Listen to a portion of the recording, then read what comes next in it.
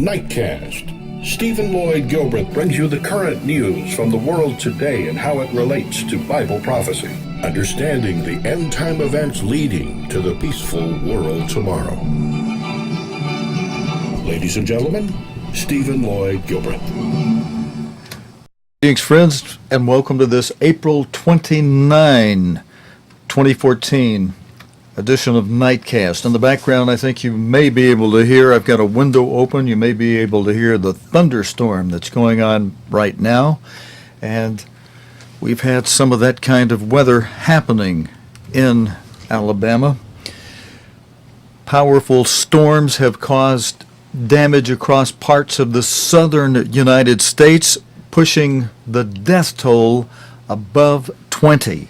6 deaths were reported in this state, right here where I'm broadcast to you from, Alabama, and 7 in Mississippi after tornadoes struck yesterday evening, last night. Although not all those fatalities, according to the BBC, not all of the fatalities are confirmed. Tornadoes have flattened buildings, overturned vehicles, and uprooted trees, something which one resident described as chaos. In the video that you could see playing behind me, friends, the fierce storm blew a U.S. freight train off its tracks. I think we've got a whole video report on that. Rather than play this one video for you again, let's go for this video that will show the train blown off its tracks. My wife and I, we ended up getting ready and went to the bathroom and got the dogs and pillows and blankets and everything in the bathroom so we could be in the center point of the house. And I'd left the front door open for some odd reason and heard all the wind coming, so I went to go close it. And as I did that, you saw nothing but chaos, stuff being thrown across the yard, just wild.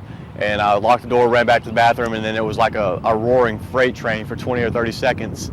And then after that, it was calm. To see trees twisted and snapped like what they are now, it's nothing I ever seen in my life, and it's nothing I ever want to see again.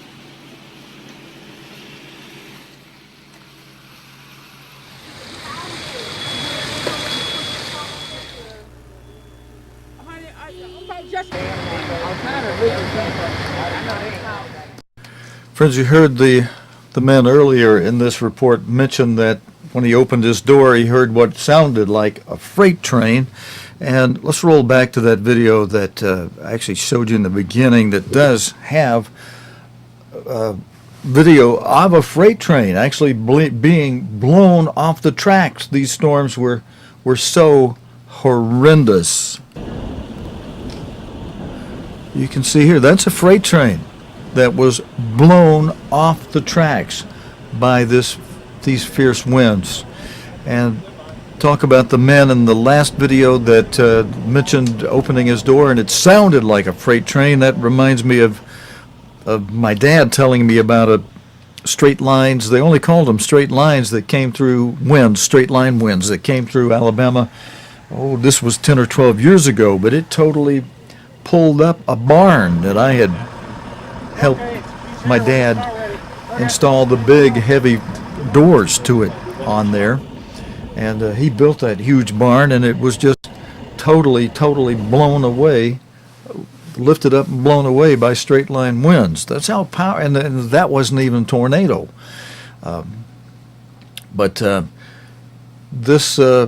These strong winds were enough to blow an entire freight train off its tracks. No one was reported to have been hurt in that incident, but the storm did also bring down power lines. And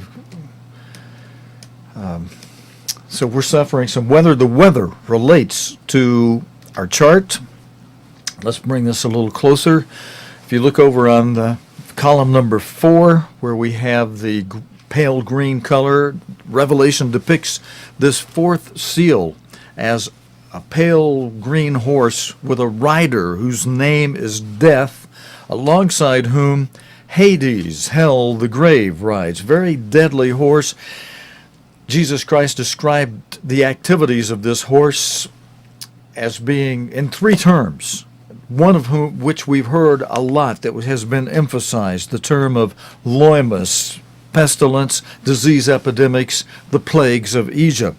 But Jesus Christ also described the activities that fit the order, the time order of this horse between the third seal of famine, the black horse, and the fifth seal of the Great Tribulation. Christ saying there would also be seismus. That's the word he used that is translated earthquakes in the King James Version.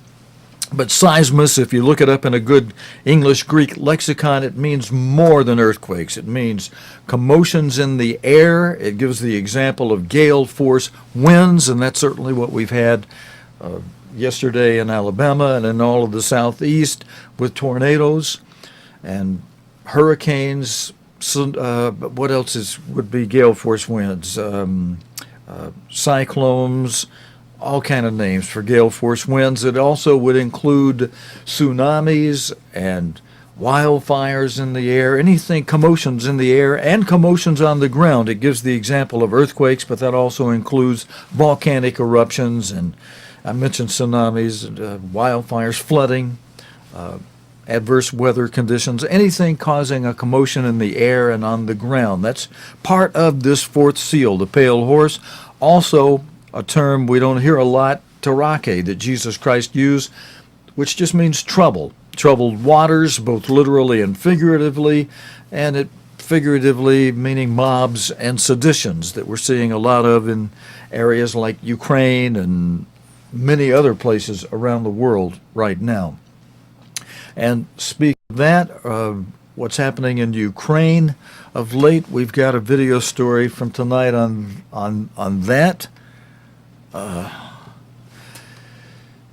journalist who was kidnapped and beaten up by pro-Russians in Ukraine was an American journalist who, again, was kidnapped and held hostage for several days last week by pro-Russian forces in eastern Ukraine. He described his experiences. Simon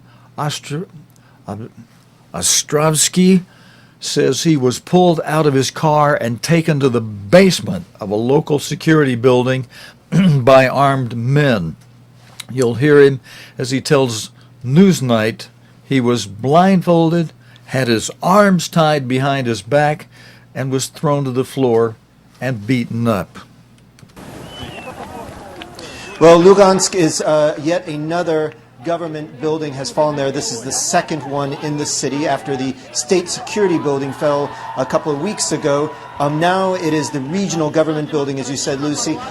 This is, of course, a day after the Europeans and the Americans have announced sanctions against top Russian officials for what they say is orchestrating the unrest there. And, of course, this is yet another government building in the eastern part of Ukraine as a whole. It's a further escalation of the problems there. Apparently, about 20 young men armed with iron poles broke the windows and stormed the building, yelling "Russia" and "referendum," a reference to the referendum that many people, or some people, in the eastern part of the country want to be held to determine the level of political autonomy or perhaps independence for the eastern regions.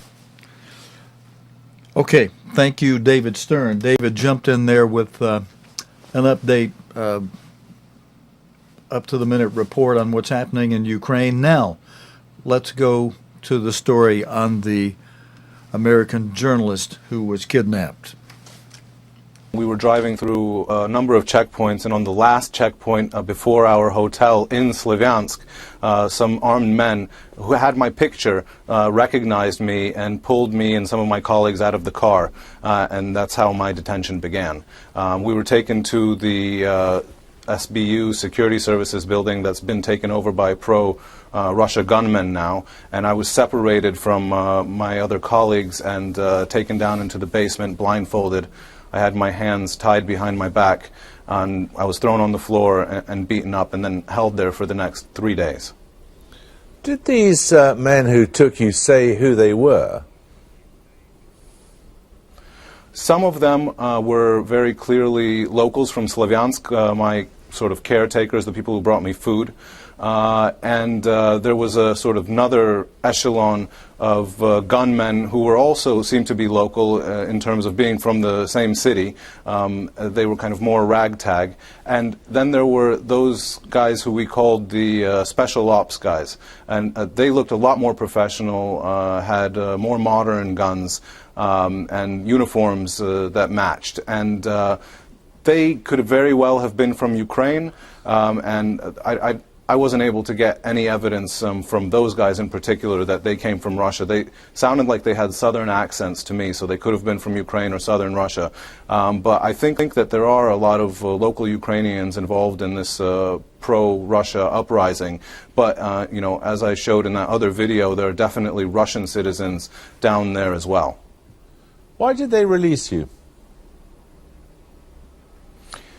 It's hard for me to say, but I think maybe the self-declared mayor of Slavyansk, who I think is the person calling the shots and who ordered my release, was eventually tired of all of the pressure that he was getting from journalists asking after me.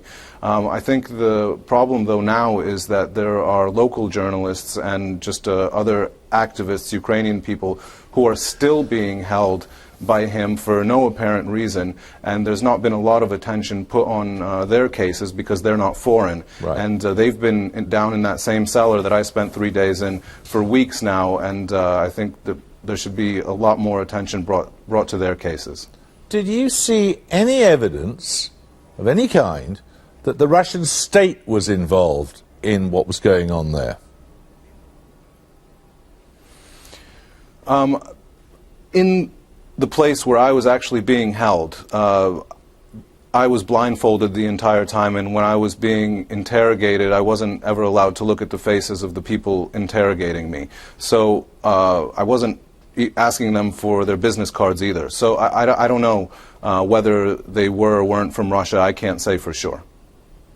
Did you get any evidence that they were organized as opposed to being some group of irregulars? They were a group of irregulars who were organized, in my view. I think they communicate with the other pro-Russia cities that have been, well, the pro-Russia forces that have taken over administration buildings and in other parts of Ukraine, and I think they're pretty coordinated in what they're doing. Okay, friends, that's all of the excerpt from that we're going to play. I think that'll give you a good idea of some of the things going on in the Ukraine. Very volatile situation over there, a situation that could it be a trigger to World War III? You know, when we say World War III, we were instructed, and I think well instructed, by a man who was much more than a news reporter, although he did definitely report news, and he reported news related to the Bible and prophecy. He was one of my instructors, one of my teachers, one of my mentors. It was, and I'm speaking of Mr. Herbert W. Armstrong, who was the chancellor of the college I attended in the early 70s, an alumnus of Pasadena, California campus of Ambassador College. And we're watching news now that is telling us what we have been taught, that we're in between rounds of World War, as Mr. Armstrong would put it. We've had round two back in the 40s, early 40s, 1939, 1940 to 1945. We had round one back in the early part of the 20th century, back around 1910, 1914, thereabouts.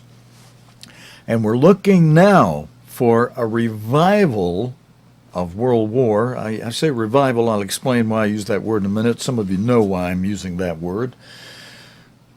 But it's going to be round three, as Mr. Armstrong put it. It would just be another round, like a prize fight that has rounds to it. Only round three is definitely going to be the knockout round.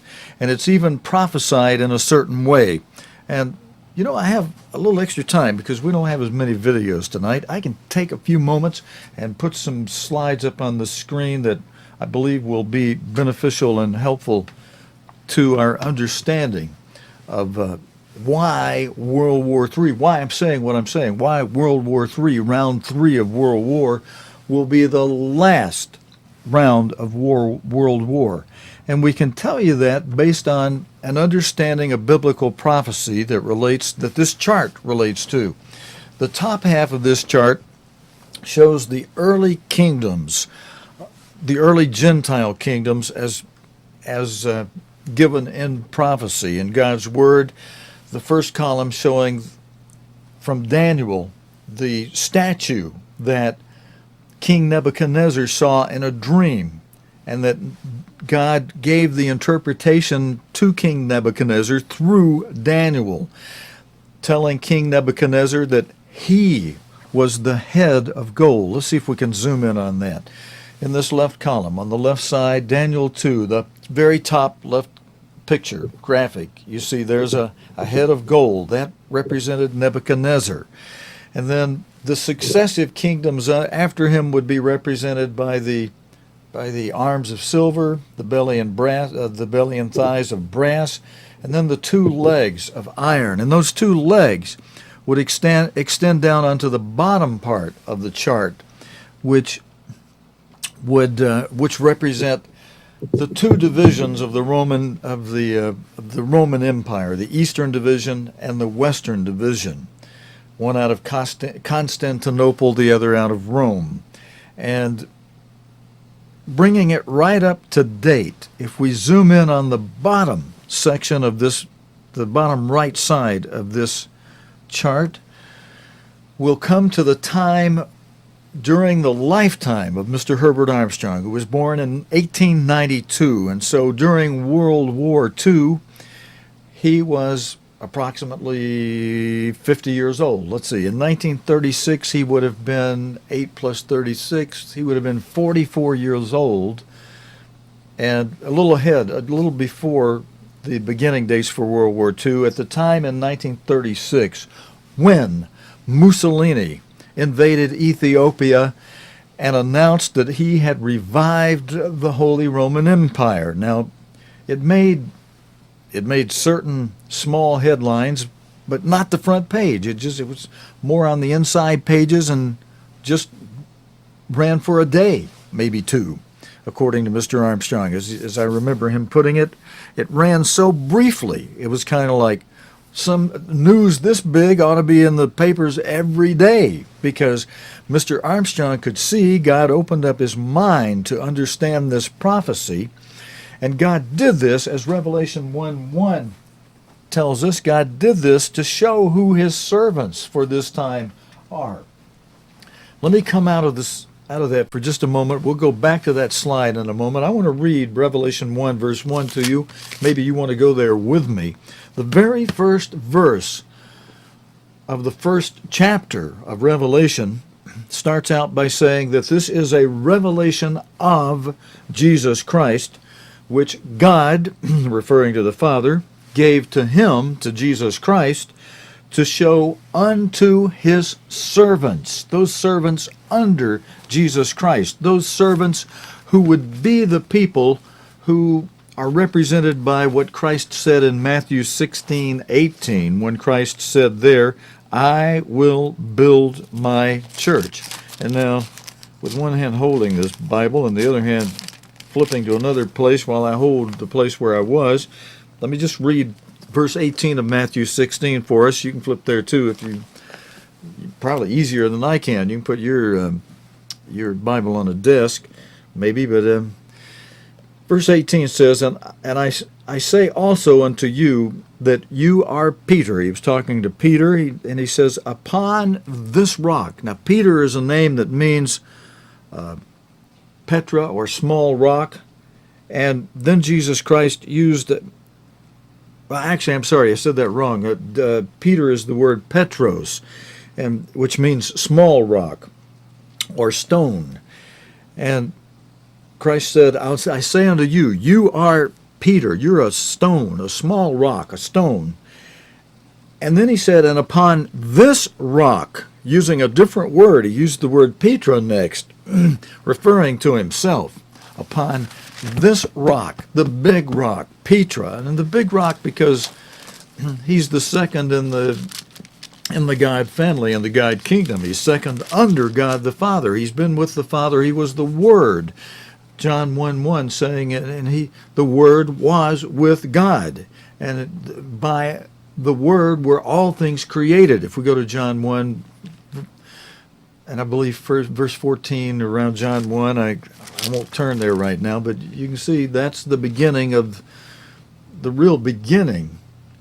John 1:1, and in the beginning was the Word, and the Word was with God, and by that Word were all things made and created. That Word was Jesus Christ, through whom all things were created. He's the second in command, and so he was saying, as he has a right to say, upon this rock. He's our rock, as 1 Corinthians 10 tells us.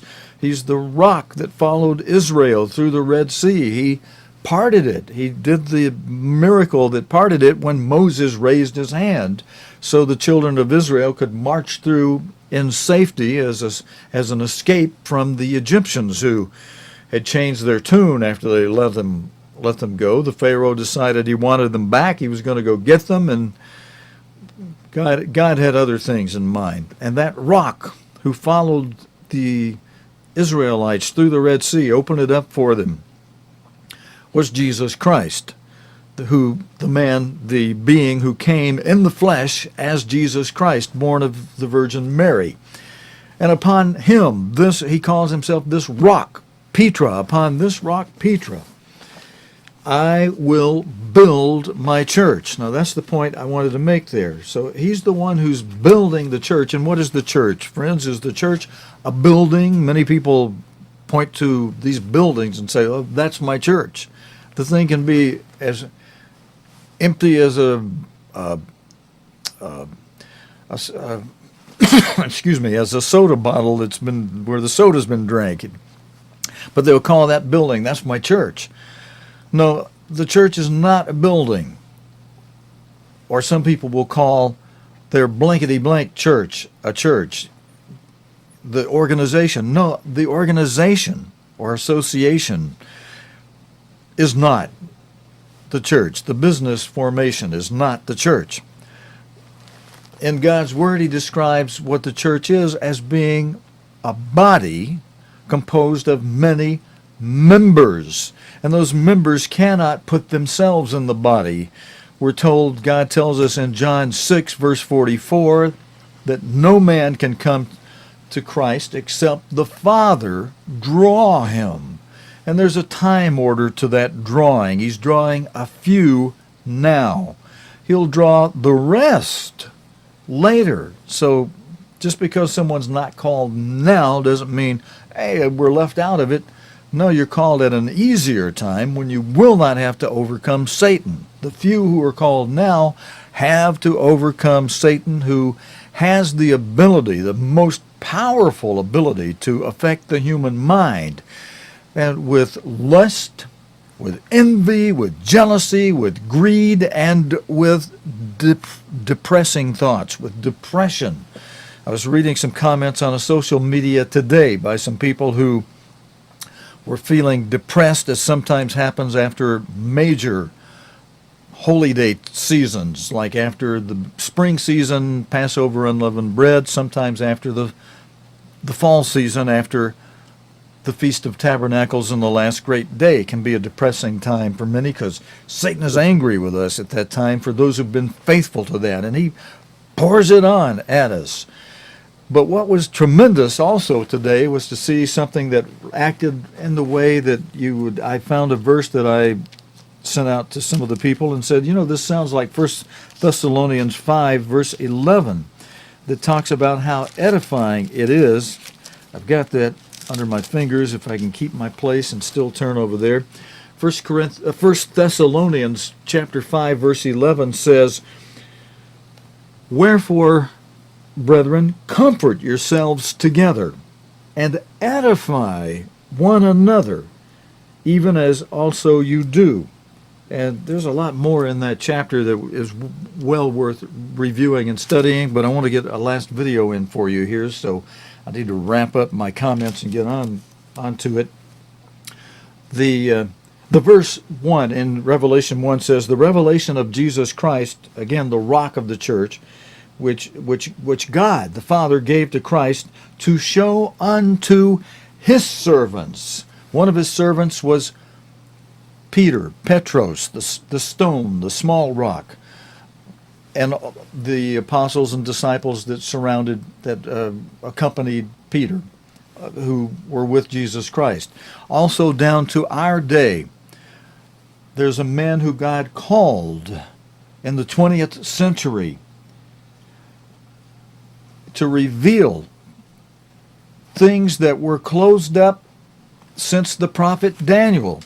Daniel was given the job of writing down as a scribe certain prophecies that Daniel said, hey, I'd like to know what those mean. And God said, go your way, Daniel. These things are sealed up until the time of the end, the time when men would run to and fro, knowledge would be increased, and a people would be called and given God's Spirit, who would be made white, who would be purified, who would become wise, even though they're the cream de luxe of the mud of the world. They're the people in many cases the world would call foolish or fools. And yet God calls the wise of this world the foolish. They're the lower of the echelon of people, usually, who God has called at this time. So those of us who've been called to the spring harvest, yeah, we've got a call to the first resurrection, a very special calling. But we didn't get that calling because we were the hotshots of the world. No, we, in fact, quite the contrary. Many of us grew up like my life. I was the skinny kid in the neighborhood who all the other guys, bully or not, just bigger than you, love to slug and pick on the small guy. Because even if the small guy hits you back, he usually can't do a whole lot of damage unless you make him super angry and he picks up the limb of a tree that's nearby and going to crush the other guy with it. Like a couple times when I got angry, I finally let some of them guys know I'd let them have it. And I got promises from some of them they'd never bother me again, and they never did. But anyway, we were the low echelon of the world in most cases, who God called, and he beat down Mr. Armstrong. But Mr. Armstrong was one of his servants, and this verse tells us God gave opened these seals up for Christ, who would then open them up for Mr. Armstrong. Nobody understood them before Mr. Armstrong. God opened them up to show unto his servants, and that shows the rest of us who God's servant is and was. I say was, he's in the grave now, but he's still speaking as if he were alive because of the many recordings available to us. And friends, I want to get to one more recording. Let me show you this one as we close up. I may go a minute or two over time tonight. It's been 80 years. Now, I was mentioning we could be seeing round 3 of World War III explode any time, especially with what's happening in Ukraine. It's been 80 years ago. And speaking of World War III, going back to World War II in the early 40s, it's been 80 years, actually 80 years plus 1, since Nazi propaganda, a certain Nazi propaganda film was made back in 1933 and given to Hitler as a gift. These films are again being screened today in Berlin. The audience must attend a lecture and a debate before the screening, a move that some say is patronizing. We're going to conclude with this tonight, friends. Steve Evans has this report. It is 80 years old, a classic of its time, and very Nazi. Hitler Youth Quecks, a film about the spirit of sacrifice of German youth. Since the war, it's been banned to the general public.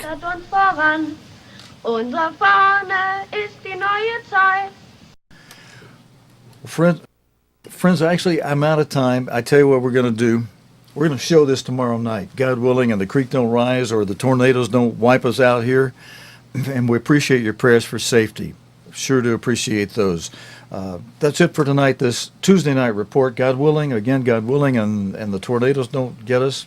With God's protection, we should hopefully be safe. We'll be back again. We'll play this full video tomorrow night on Wednesday night's report here on Nightcast. Until next time, this is your host, Stephen Lloyd Gilbreth, saying, long friends. You have been watching Nightcast with Stephen Lloyd Gilbreth. Nightcast can be seen Sunday through Thursday nights here on cogtv.org. Tonight's program is also available anytime on demand in the cogtv.org video archive.